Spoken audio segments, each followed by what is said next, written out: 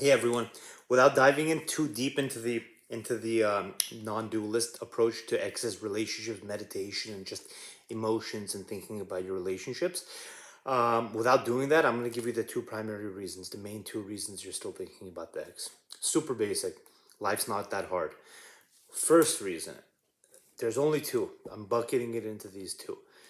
Now, when I say there are only two, I mean in this as a monkey, as the creature that is this. There are only two.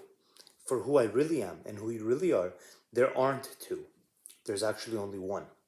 And then these two can further be broken down. So this first one I'm gonna say, you can break it down to 1,000, depending on if you're a man or a woman, depending on what you think of yourself, where you come from, whatever your brain is like.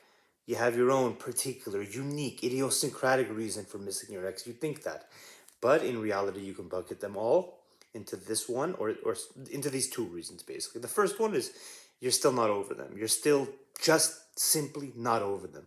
Whether you broke up yesterday, or you broke up 10 years ago, or you broke up 50 years ago, you're just not over them. And why I mean a very specific thing when I say you're not over them.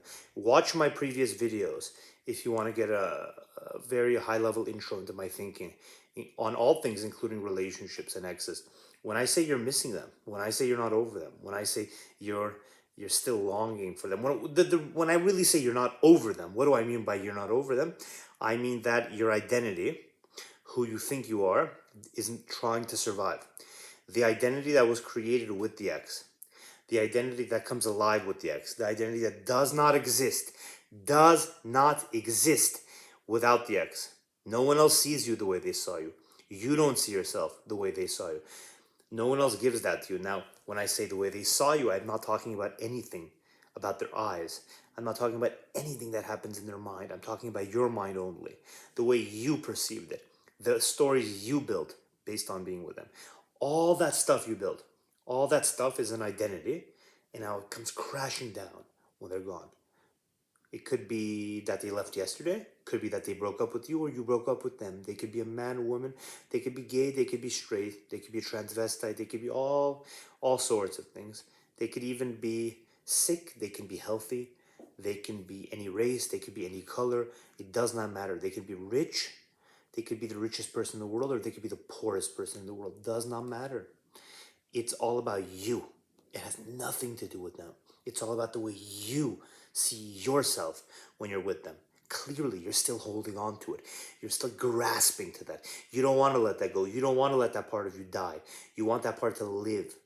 And it's miserable, anxiety provoking, and terrible, and just scary to face that, to face basically a part of you dying. That's the first reason, the identity reason. It's tough if you're in that reason. It's tough.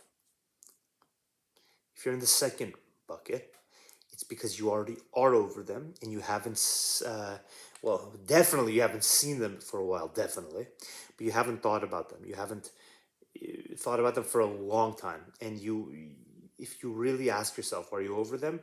Your answer is yes. Your true answer is yes, you are over them. If that's the case, it may be a cleansing of your mind that's happening. It may be a final cleansing before they're completely purged from your system and your mind and your heart. Now, I'm not saying you're not going to be thinking about them in the future, but say you broke up when you were 22,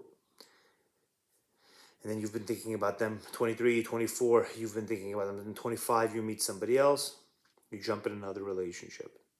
25 to 30, you're finally engaged, you're married, you have a kid. And just as your kid's about to be born, that ex still pops up into your head. Well, you could potentially, by that popping up, you could potentially be confused and think I'm actually not over them still. But if your attention is more refined, if that's the right way to say it, or if you know yourself better, if you're lucky enough to know yourself better, then you could see that you really are over them, and it could be surprising to you while you're thinking about them. And it could be that you're thinking about them just because it's time to flush them from your mind. You're doing a wrap up. The closure you didn't have when you were 22, now you're doing a different kind of closure. a real awake type of closure where you're realizing that the closure is never going to come from them, never going to come from them, but only comes from you. That the pain never came from them, but only came from your own inability, unwillingness, fear at allowing this part of yourself, this new identity, this other identity, this extra identity, this pleasant identity to die. You don't want that to die. It does die. It will die. It has died when your ex left. If no one else looked at you that way, if you don't look at yourself that way, if no one else can give that to you, it does die. And that's why it's painful. But death is not that big of a deal, especially of the variety we're talking about, especially having this fake ego or this fake appendage to an ego or this fake mini ego arise with your partner and then have that go away. That's not that big of a deal. Let it go away. And it has gone away. If you're in the second bucket, it has gone away. And now you're just kind of cleaning up. You're doing some cleaning around the edges so you can move on with the rest of your life.